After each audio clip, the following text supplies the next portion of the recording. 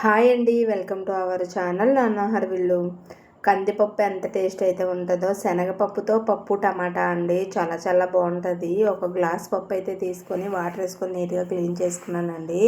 కుక్కర్లో ఉల్లిపాయ టమాటా, ఒక ఉల్లిపాయ 4 టమాటాలు తీసుకున్నానండి, 4 పచ్చిమిరపకాయలు, కరివేపాకు.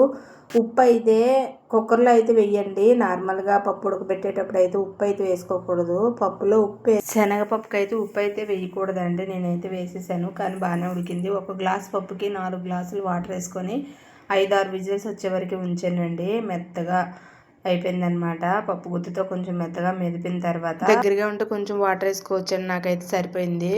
తర్వాత పోపు పెట్టుకోవాలండి. పోపు పెట్టుకునేటప్పుడు కొంచెం ఆయిల్, జీలకర్ర, ఆవాలు, ఎండుమిర్చి, ఎల్లుల్లిపాయలు, ఒక ఉల్లిపాయ అండి, కరివేపాకు వేసి కొంచెం బాగా ఫ్రై అవ్వనివ్వాలి. పప్పులో వేసుకోవాలండి.